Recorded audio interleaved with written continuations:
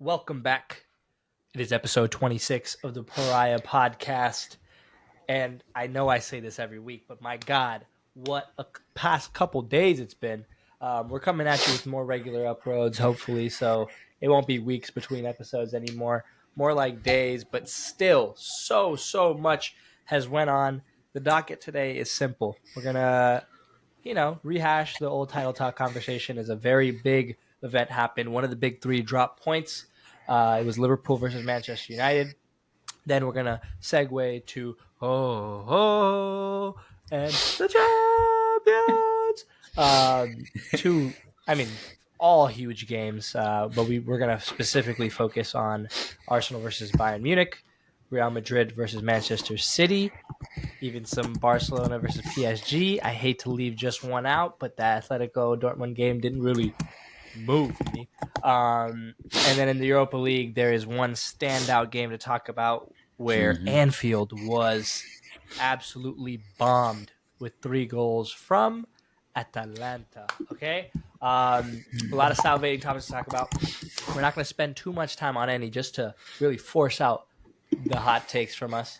Let's start with the Premier League, our bread and butter. Liverpool versus Manchester United at Old Trafford. Quick summary: Liverpool go up 1-0. Bruno does probably the most Bruno goal of the season, ties it up 1-1.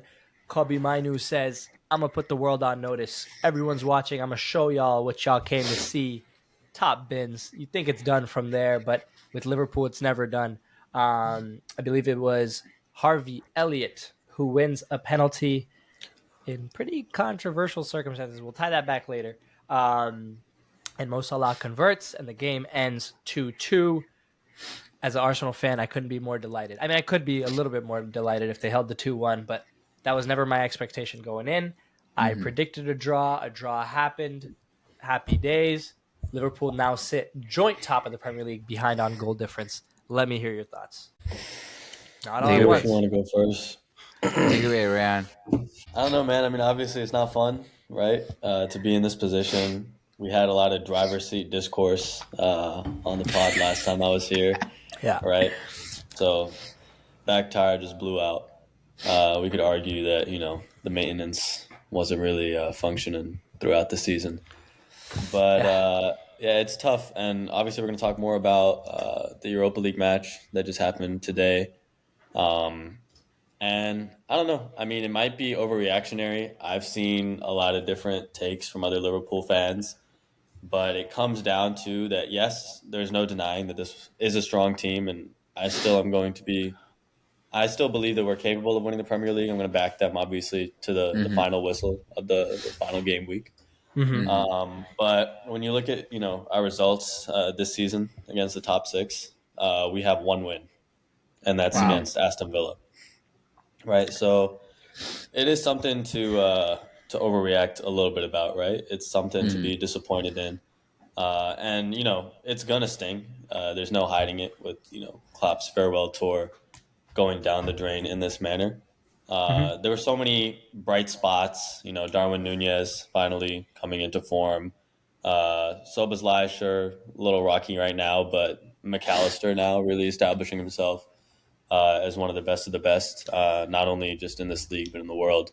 Mohamed Salah, I've been talking about how this might be one of his best seasons in the last three. So when you have all these, ducks in a row and it comes crashing down like this, especially to, your biggest rivals, it's going to sting. And then, not to beat a dead horse, but obviously passing the driver's seat once more, right? It's your league now to lose. I don't see how Arsenal are going to drop points for the rest of the season. Same with City, and that's not a pessimistic approach. We both know it's very realistic looking at your fixtures, right? Anything can happen. Obviously, you guys are very well in form, right? It's very exciting what Arsenal have been able to do this season, and it would take just some more Premier League madness. But the hope is always going to be there, right? We've been in this position before. 3 out of the last 4 seasons. It comes down to, one goal against City in game week 38.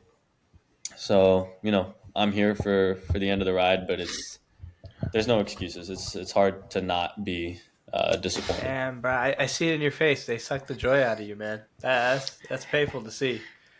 I'm not gonna lie. I think that has partly to do with today's game, but focusing on the game back in Sunday, I think as I've said multiple times in this podcast, going on week, the Liverpool, they're getting wins out, but the performances don't look like that. Like it reminds me Mm. a lot. I like Arsenal of last year, and it finally came. The mistakes finally caved in, and then you are not producing results anymore. And I feel like something Ifty said about Man City when we tied them or when somebody else got results against them is now I feel like the belief is taken out of them. Like the kind of these kind of results, like suddenly when I looked at Liverpool's fixtures list before the United game, it looked like no one's gonna beat them. Like they're taking points from everywhere, and we always said like, hey, this is his last battle. If they win this game at with against United, they're winning the league. And now that they haven't grasped that opportunity, every other fixture I look is like, okay, this could be a tough game for Liverpool. This can be where they drop points, and it's like mentality of every like this is a mentality of a fan, and I'm sure it's going to be the mentality of the players as well and the managers as well. And like that's scary. And when we talked about Arsenal last year, it's all about like, hey, what was the reaction to the next game? Like, what would they be able to turn it around? And then, unfortunately, obviously, with today's game, things are looking very shaky. And hopefully, from your point of view, like this weekend, they can turn it around. Who do they have next?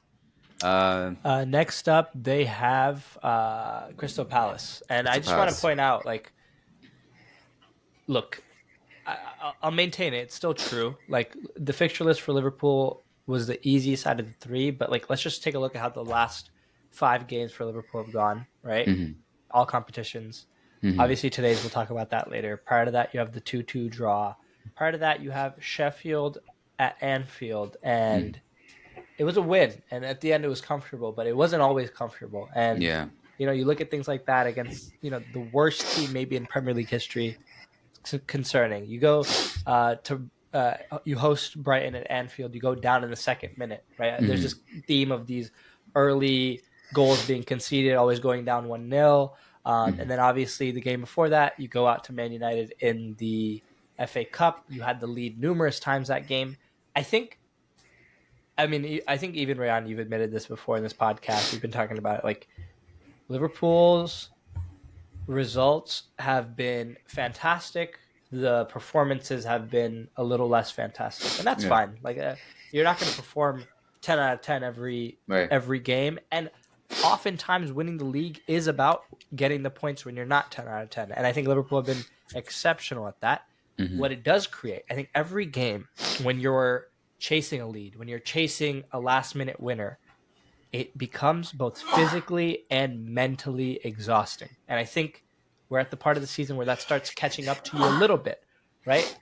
This Klopp team has the benefit of having done this before, so maybe they're better at managing. But you can't tell me today legs didn't look tired. You can't tell me today heads didn't drop a little bit, right? Um, whether that changes in the league, I don't know. But to me, it was like, okay, yeah, you drop points in the league. You have this midweek fixture in the Europa League against a team, that's not terrible, but they're not Liverpool. Mm. This could be the thing you'd go take out your anger on and, steady the course in the Prem. Now we're at a situation where I look at that Crystal Palace game. That was supposed to be the home run. And if I'm Crystal Palace, I'm licking my lips like this is a wounded beast. It's a beast, and wounded beasts cause damage. I could totally see it going the other way. But now that possibility of something strange happening has Hmm. increased a tiny bit. And Hmm. I want to point your attention to something else. After that, the next 4 games are Mm. away games for Liverpool. One of them is Everton, which you could argue is that really away, right? They're a couple hundred feet away. Um, but it becomes kind of difficult. And now it was that Atlanta game, the first of the 4 that are away. That was supposed to be the easy one. Now it's a do or die. Hmm. And I don't know. I agree with Ryan. You're not in the driver's seat anymore, right? Like I could take that pressure off you. Not that it matters to any of the players, but like narrative wise, Uh-huh. it's looking tougher now than it did. I'll say that much. No, I think it's a great comparison that you drew, Nabir, to Arsenal's team last year, where the team's still playing well. You look at right, we caught breaks in a lot of ways, but there's also a lot of breaks we didn't catch. It's not fully just like bad performances. We talk about like we beat it to death with some of the decisions that were made by VAR earlier this season, the injuries, whatever, right? I mean, even in terms of just a game, there have been games where we outplayed certain teams, but we didn't get the result that we wanted against United. And this has kind of been a theme, right? We talked about how this team was going to just attack, and we just can't convert a lot of those chances. So it's not even necessarily about a lack of tactic, a lack of like Klopp being washed or anything like that. It really is those tired legs, right? And Klopp kind of saw this coming, obviously, last season. And he, had that poor prognosis, made his decision. It's easy to see, why he's tired and why he's leaving the way that he is, and it's sad to see. But obviously, it's a new future for Liverpool. I think everybody understands that, right? Whether that ends on a high note, however that transition is going to be, we've talked about it here. Either we admire Klopp's legacy, and Amorim looks like it's coming in and might be a rocky start, right? He's bringing in all his guys. It looks like we're the new Wolves. All these Portuguese players, Jota at the helm. I'd love to see it. Teach these guys how to score. He's healthy again. That I think that means a lot for you guys. Yeah. 100%. But then you look at the defense, right? Like the main reason I'd say that we lost against United was that Kwanzaa error, right? And I'm not saying he's like I still rate him as a player, but he's inexperienced, right? He's going to make those mistakes.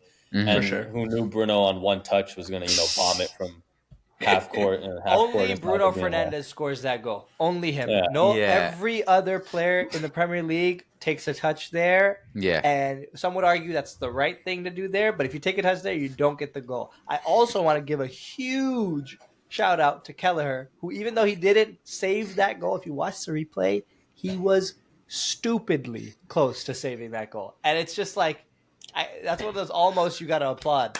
I'm not gonna lie. But somebody tweeted. I checked it later on. But if he actually had a touch on that ball and he saved that, he would have gotten a red apparently because he was out of the box. Oh yeah. So I don't know. Didn't even clock that. Honestly, sometimes I think like that red Liverpool should have taken it because that one goal changed the complexion of the game. It's not like he hesied thinking it was going to be a red. No, he did. Shout out. He did not. The guys that steps up, right? Like Kelleher, he's been amazing, right? Even Kwanzaa, he's been great. Gomez, honestly, right? There's a meme that he still hasn't scored his goal. He's not playing. He pulled anywhere up near from the 47 front, right? yards today. I don't know. He's trying. I know. I don't know if it's Klopp. Just there's a part of me, right? The like delusional side that's like, oh, we're throwing away Europa, right? We're just focusing on the Prem. You can't focus on the Prem after blowing that lead to United, but. When you hear about Gomez 47-foot bomb, it's hard to take the team seriously. Yeah. And I also definitely want to make sure we're on the right side of history as we always are. Let's give some flowers to Kobe Mainu because holy, what a goal! Like the conviction to even try that at his age in that position. He's not here to make the safe play. He's not here to ensure that he stays in the squad. He said, dude, I'm going to do what I've been doing my whole life, whether it's like U21 football or the Premier League in the biggest fixture in our season. I'm going to play the way I play. I think that's the biggest thing. When you go from U21 football to first team in the Prem, your ability is there. That's why you're here. It's the confidence to try the same things you were trying before against Premier League opposition. For sure. My God, what a player. No, and I have to say, even as, opposing United real quick, just to get this in. But I've been, saying it's the United tax. We talked about this before too. And I'm trying to say, look at Harvey Elliott, look at Connor Bradley. Obviously, he can't qualify for England, but trying to shine that light there.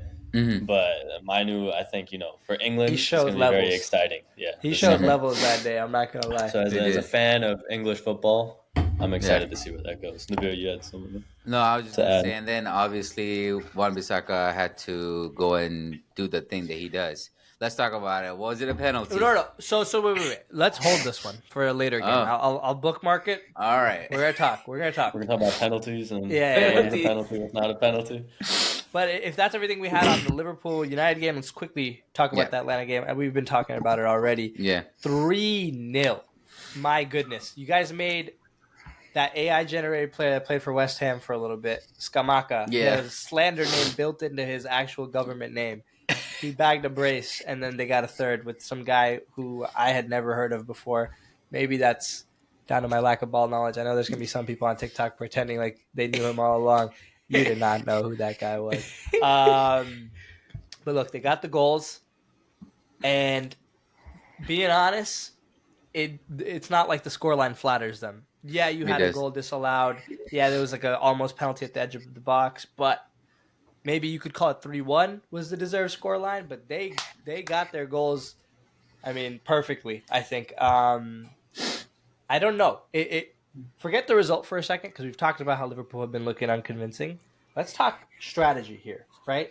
You have leg 2 next week, and it's that run of away games. Hmm. Rayan, I'll ask you: what kind of squad do you want to see? Do you want to go for that 4-goal away victory because you've won 5-0 at Atlanta in 2020? It's something you've done in the last couple of years. Do you go for it, or do you say, "Hey, no, I'm gonna rest and try to maintain fitness in the squad"? No, I think it has to be because look, we have Allison, Trent, and Jota all coming back from injury right now, right? So That's why true. not, pedal to the metal? Like it's unlikely, obviously, right? But why would you not go out trying in a blazing glory? Because Hmm. then it's just, there's slander either way. We talk about this. No matter what the result, it's going to be either Klopp didn't try Yeah, in his Hmm. final season, or he just gave up and didn't even win the Prem potentially, right? Right. So I say absolutely, you go for it every time, right? Whatever the result is, we've done it before. That isn't to say that it's a guaranteed result again.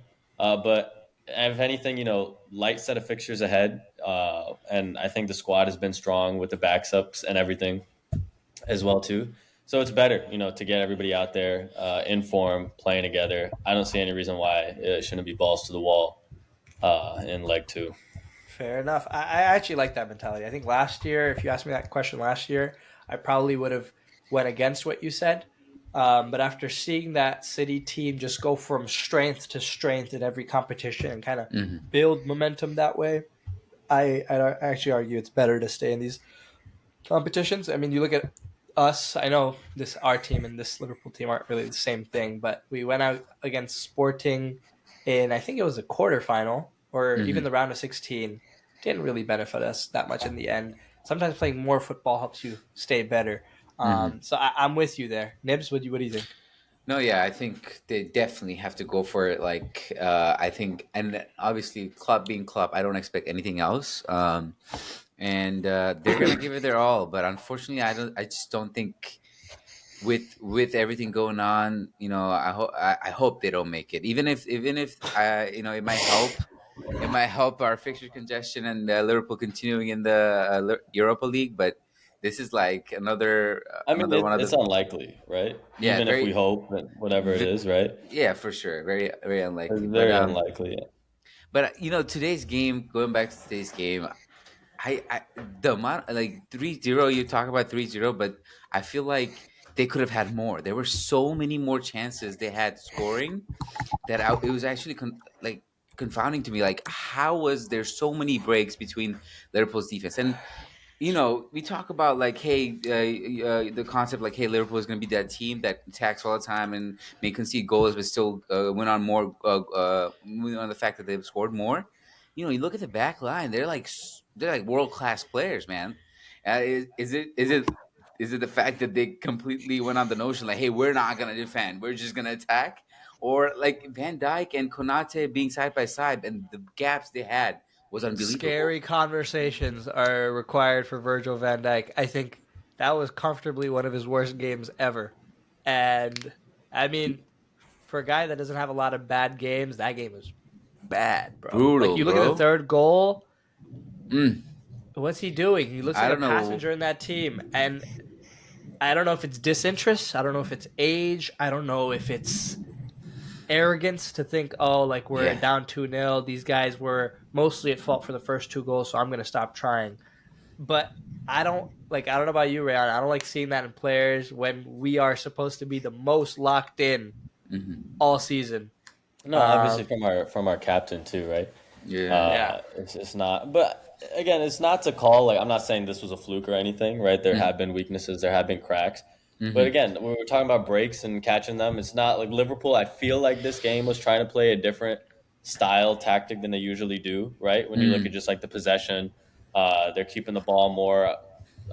Atalanta was coming up through on those breaks.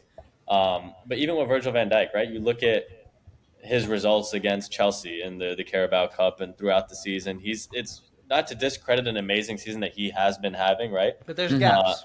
there, and I think age is a part of that. I think whatever the strife with the team, losing to United twice, I mean, or dropping points, losing the FA Cup, and then dropping points to them in the league race. That's not great morale for a team. So I'm sure there's something internal, right, that they're still gelling through. This all still fresh wounds.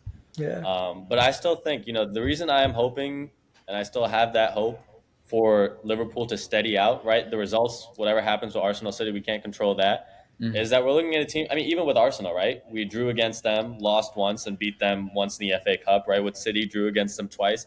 We talk about, sure, we only beat Villa, but it's not like we're being embarrassed by other teams, right? United is going to hurt, right? Because they suck, right? And they're our biggest rivals in the Prem. But it's not like it's a wasteful season, a fluky season. There's still, hope to be had.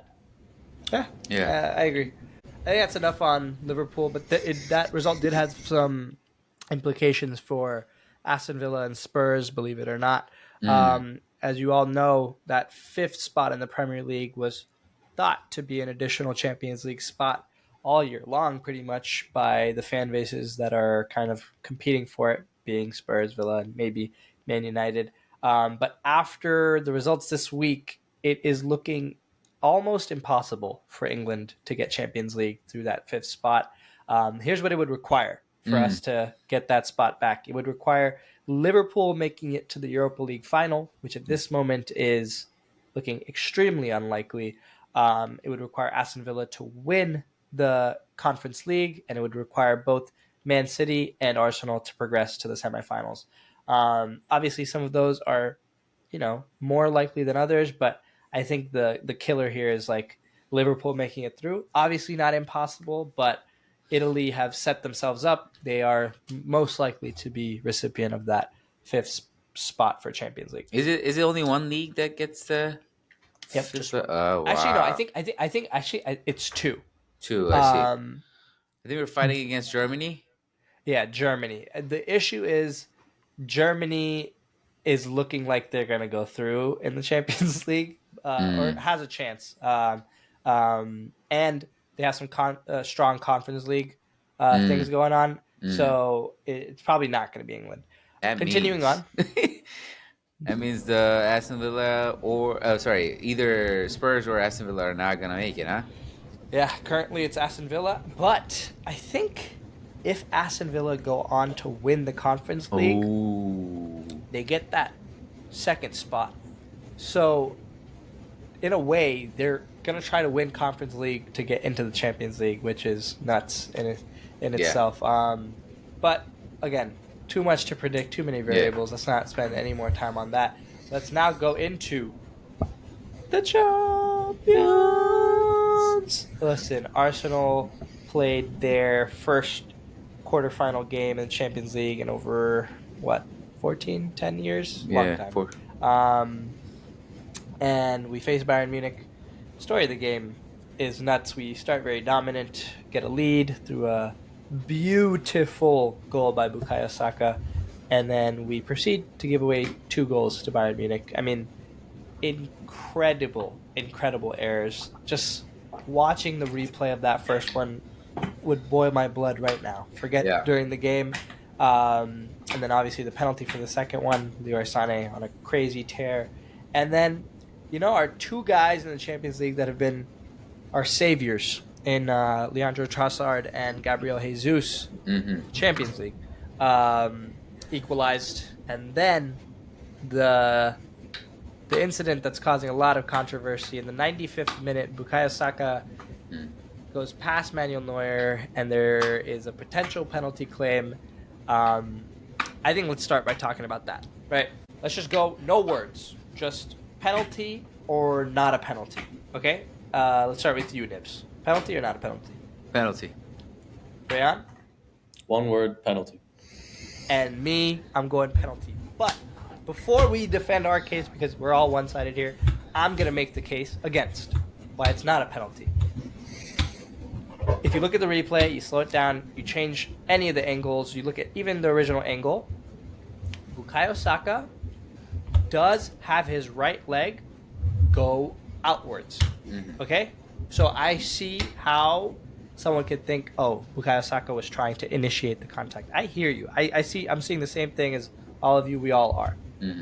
What I'll ask is, if you've ever played soccer in your life, and you're running at speed, and you knock the ball to your left, and we all know Saka's left-footed, right? So if he's gonna take that shot, he's gonna take that shot with his left foot. Guess what foot you have to plant ahead of the ball to strike the ball with your left foot?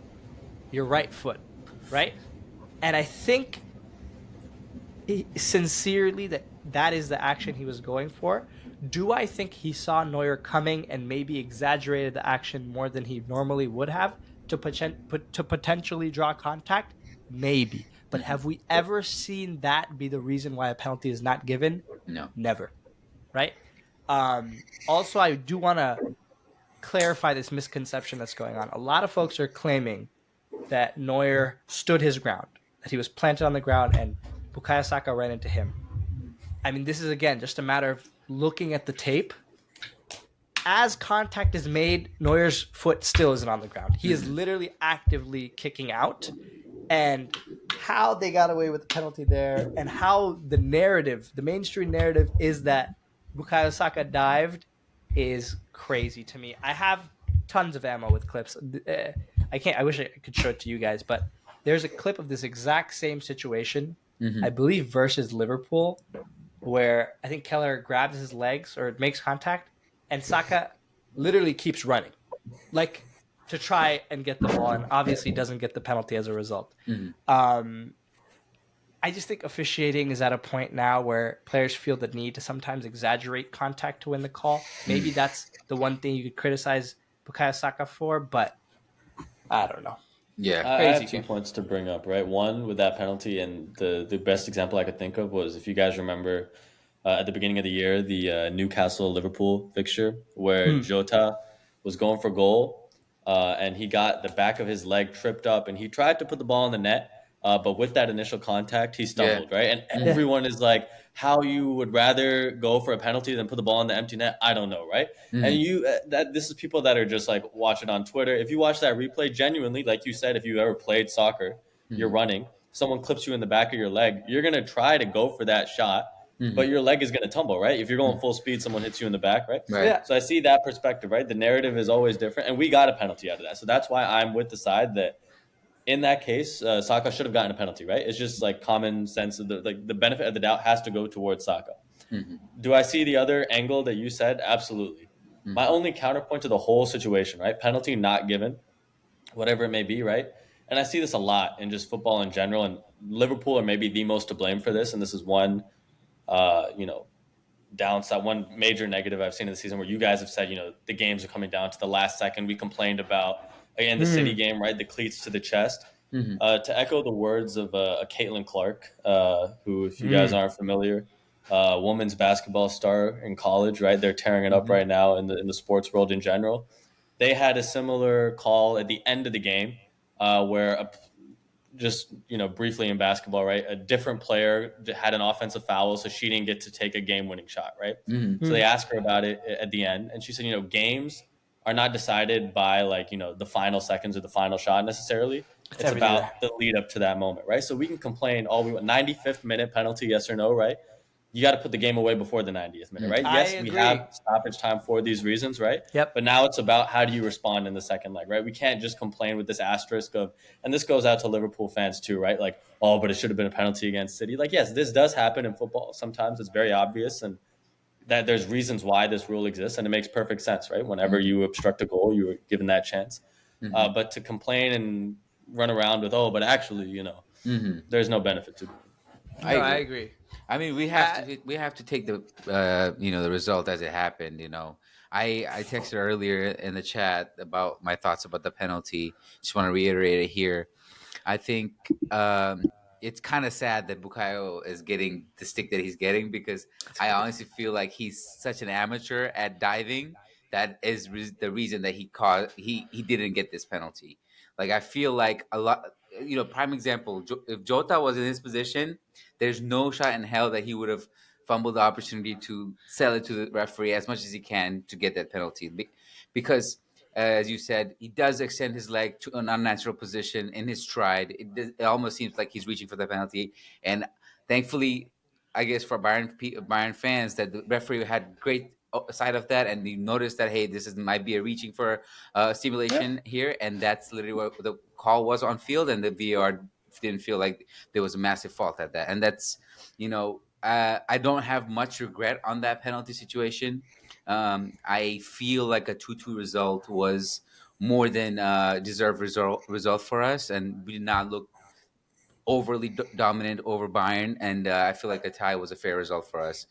And I feel like this is the perfect result to kind of invigorate us as a team. Like, hey, don't be like, we were getting all the praise about being undefeated in 2023. Sorry, 2024, and continuing the way it is. And I feel like Bayern kind of gave us a reality check that we all needed. And I feel like I have full faith in Mikel to kind of invigorate this team into getting the Mm. result over the weekend and also next week. And he looks confident. But from the interviews, he doesn't look too like worried about it. He knows what happened in the Emirates. We had the opportunity. We had the full crowd in our in our support. Emirates was apparently one of the loudest it has ever been. Mm. Uh, but kind of, I just want to quickly talk a little bit about that first goal. Um, it just looked like God just wanted to show a weakness on every single one of our defensive line because of the praise we've been giving them the whole season. Literally from the first, Pariah being in a position that he naturally shouldn't be. I think he overthought that the ball was going to reach him, and he went to get it. Obviously, Gabriel seeing that, he decided to control the ball as much as he can. Could have kicked it out. Could have passed it to Could Raya. have done anything. Could have Could have done done anything. literally. But you can't fault him for that. He's told to play like he did, and he tried to play that, and pass was wayward, enough for Keyword to feel like a stick and couldn't really shake himself to be a little mobile and reach for the ball. But whatever, then he doesn't reach for the ball. Everybody gets it. Rice, one of the worst mistakes I've ever seen him make. Is committing to getting that try to intercept that pass. No, Unfortunately, I don't. I don't think he even tried to intercept. I think he tried to close down the passer yeah, before the pass, and I think he underestimated that. Hey, we're not playing a bottom of the league Premier League side. yeah, Is Bayern Munich with players with quality that see mm, passes, and he got absolutely worked on that pass, and then that final action. Saliba's not quick enough. Ben White's not quick enough. It's an easy pass and a astute finish by Gnabry. yeah. It's just like it's everything that could have gone wrong went wrong in that goal, and we were punished. What I do want to say is I'm not as hopeful as you for the Really, return leg. mm, I have seen this Arsenal team in. Look, everyone says our away record is strong. Our away record is strong against the rest. When it comes to like the best teams, you look at how we performed at Anfield. You look at how we performed at the Etihad. You look at how we performed at Lens away. You look at how we performed at Porto away. We didn't get thrashed. We're not going to go to Bayern and get thrashed, right? mm, At, mm, at at two of those venues, we got a draw. mm, The other two, we lost. mm, A draw is not going to be enough at Bayern Munich. I don't like a performance to warrant a draw. I don't think will be enough, right? It would take us to penalties, but again, I don't think that will be the game plan. If we go and try to go for it at Bayern, I just think I don't know. Like it's definitely not in our hands like I thought it would be after the first leg. mm, When it very well could have been in our hands. mm. I think that's the regret we have to live with, and hopefully I'm wrong, but I don't I, know. I just I, don't see it. I understand your sentiment there, but I feel like this is a little different because league you can really take. I guess you got to take every game by as it comes. But this one Mm. specifically, like you had an experience, you had the first leg, you have some information, you know how you've performed. There's deficiencies that you need to fix, and I just feel like as we did in the game itself, like we know how to react, we know what to change up, we know how to actually go do what we are asked to do. I feel like when we're down and when we had a setback, this team this year has shown that Mm. they know how to tackle the problems that they're having, and I just But feel. I Hmm. will say, to like even contrary to my own point, Hmm. almost all of our bozo moments in defense this season, we've had a few despite our Hmm. defensive record, right? Yeah. Basically, any goal we do concede nowadays seems to be an absolute brain fart. They Right. all happen at home. We don't Mm. make these mistakes away from home. I don't know if it's too much comfort with Yeah. the fans singing our praises, but maybe it'll be good for the players to get Hmm. crapped on for Yeah. 90 minutes. And boy, will the Bayern fans be loud because they weren't allowed in our stadium, right? Mm. They definitely, this is the last thing they have to fight for, essentially. So they're going to be up for it. I saw an interesting take actually by some fans that were in the stadium. They said the atmosphere might have actually been better if Bayern fans were allowed in, Hmm. because a lot of football fans, activity is based on that back and forth you have between the two Right. Right. fan Right. bases, Right. right? And when no one is there to instigate against you, to aggravate you, sometimes it can go a bit flat. Obviously, when you're loud with 60,000, you're very loud, right? Hmm. But there is that lack of engagement. So we shall see. Before we move on, I just wanted to point out, this is just for clips purposes, on that Saka penalty.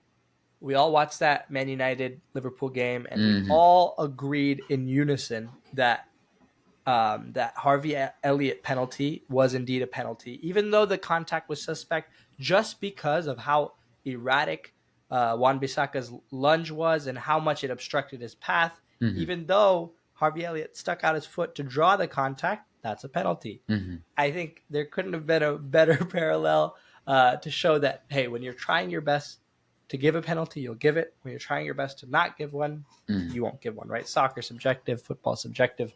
You can, argue any decision pretty much. But that's enough of the Arsenal Bayern Munich talk. I'm sure we'll do formal predictions over the weekend. Let's get into probably the most salivating fixture out of all of them. It was Real Madrid versus Manchester City. Both teams had an XG of less than one, yet the score line was 3-3. And that Hmm. will tell you everything about the quality of these goals. This is what happens when Galacticos go against each other. It's not about tactics. It's not about, you know, pieces of play. It's about superstars picking their moments. And my God, did they. One particularly was absent, actually. I don't think Jude Bellingham had the greatest of games, but everyone else kind of made up for it. I want to give a special shout out to Phil Foden. Hmm. I know we judge you a lot on this podcast. And, you know, compared to your usual games, your overall, catalog of play within that game wasn't the best. But in a game where KDB is sick, you Hmm. have to fill in at the Bernabeu Hmm. to pull out that goal, man. I just got to give you your flowers. So congrats, Phil. You Hmm. guys, what do you think? Yeah. I mean, Yeah, I think. Go ahead, Noops. yeah, I feel like he's starting to perform in big games, and you have to credit him when the credit's due. But as you said, the games just feel like the individuals kind of shown tactics were out of kind of like even Pep, he didn't know what Bernardo was gonna do. Like some of the goals, the interviewer asked him like, where's your game plan here? He's like, it really isn't We there. don't have one. We don't have one. It's just ballers are balling.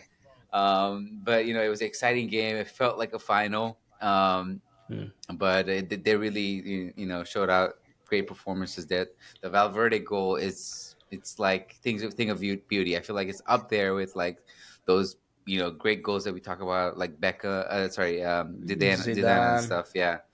So we'll see. I feel like Man City had the advantage now that they're playing at home next leg. Yeah.